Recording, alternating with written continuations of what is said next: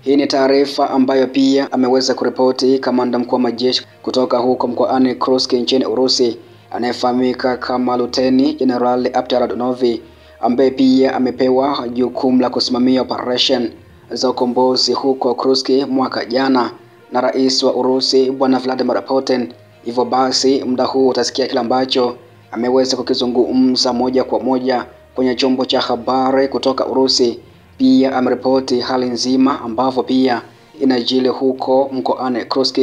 nchini Urusi.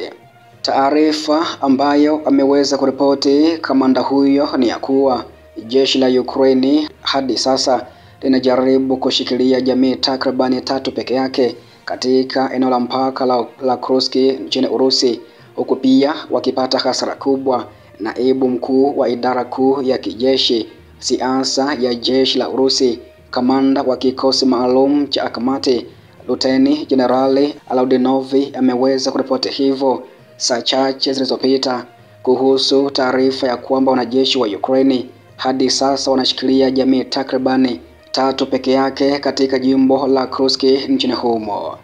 ambako kamanda huyo amesema ya kuwa au amenukuliwa ya kuwa wanajeshi wa Ukraine wanajaribu kushikilia jumuiya 3 tu kwa nguvu na uwezo wote, lakini kwa kweli wanashindwa katika jaribio hilo. Siwezi kuhesabu mapema ni miili mingapi ya adui yetu kutakuwa na, lakini nadhani ya kwamba wanapata hasara kubwa sana, na hii ndiyo wanayofanya. Kamanda mkuu wa Urusi amenukuliwa hivyo akizungumza na shirika la habari la Russia Dashwani kutoka huko nchini Urusi.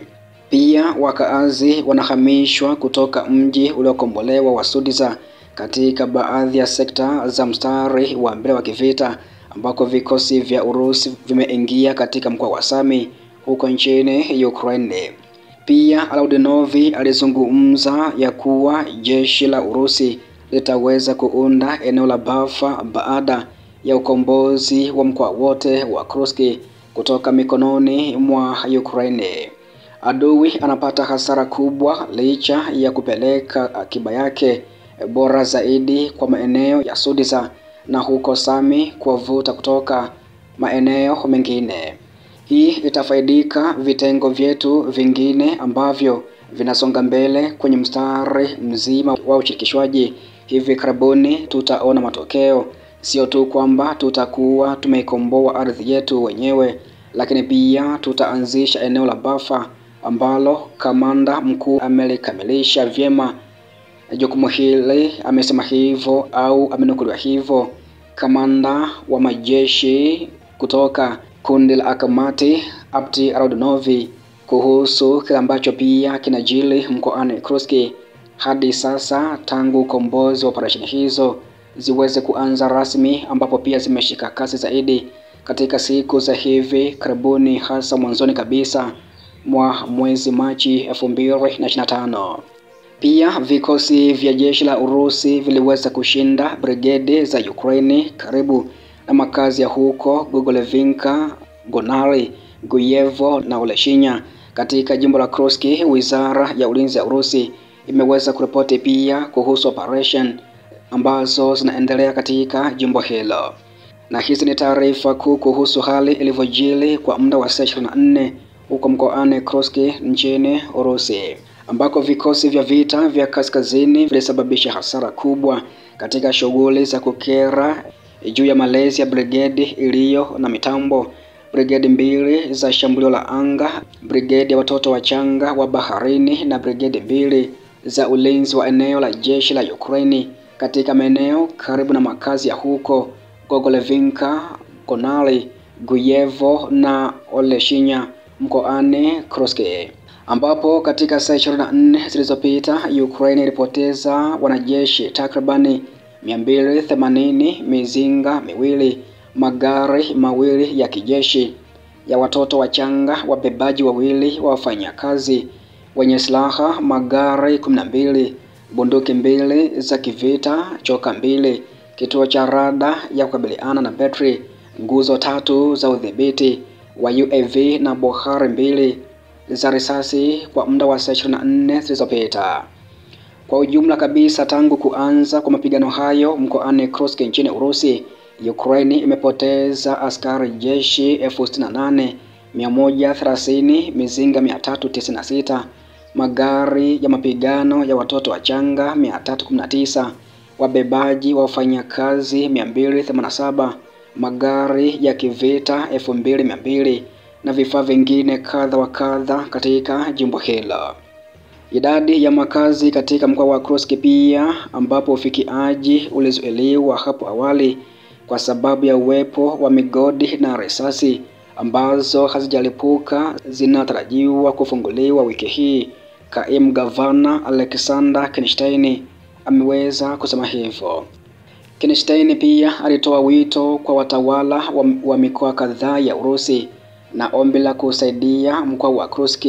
kurejesha makaburi ya Mei 9. Aliongeza kuwa mkoa wa Kursk unapanga kupanua kwa wawekezaji wote hatua za usaidizi ambazo sasa zinapatikana kwa biashara zilizokumbwa na shambulio la Ukraine. Pia mahakama ya pili ya kijeshi ya wilaya ya Magharibi bila kuwepo mahakamani iliweza kumhukumu mamluki wa Georgia Georgi Kesareli kifungo cha miaka 25 jela kwa kosa la uhalifu au ugaidi katika jimbo hilo, ambapo mwaka jana 2024 Kesareli alifika huko Ukraine ambapo alijiunga kwa hiari na kitengo cha mamluki Caucasian Legion kwa madhumuni ya kibinafsi. Kama sehemu ya kitengo chake alivamia mkoa wa Kursk ambapo alifanya mashambulizi ya silaha kwenye makazi mkoani humo. Na hiki ndicho ambacho pia ameweza kuripoti kamanda mkuu wa majeshi kutoka huko mkoani Kursk, Bwana Abtiarodonov, kuhusu ya kwamba Ukraine hadi sasa bado inashikilia jamii takriban 3 peke yake katika eneo hilo. Pia umesikia operation ya saa 24 zilizopita ambapo wizara ya ulinzi ya Urusi imeweza kueleza taarifa kwa ujumla, na pia ikaripoti ya kwamba Ukraine bado imesalia kupoteza wanajeshi wake, ambako kwa muda wa saa 24 zilizopita wanajeshi takriban 280 wameweza kuuawa katika mapigano hayo, ambako bado pia Urusi inasonga mbele kuhakikisha kwamba inarudisha mji wote wa Kursk mikononi mwake, na hivyo basi kubaki mji huru kama pia ambavyo ilikuwa mwanzoni. Hivyo basi taarifa zote ambazo zinajili kutoka mkoani Kursk, lakini pia vita vya Urusi na Ukraine kwa ujumla, yatazidi kufahamisha hapa kwenye chimbo letu la habari za kimataifa, na kukumbusha tu ya kwamba hakikisha umebonyeza neno subscribe kama bado hujafanya hivyo, ili pia ripoti zingine zote uweze kuzipata kwa muda mwafaka kabisa. Asante sana kwa sasa, asante sana kwa muda wako, na asante sana kuifuatilia JMTV, na pia nakukumbusha kwamba karibu sana pia hapo baadaye kwa taarifa zingine zaidi ambazo nitakuwa nimekufahamisha kutoka kimataifa zaidi, ambako pia JMTV kila siku imekuwa ikikupatia taarifa na ripoti nyingi kutoka kimataifa zaidi.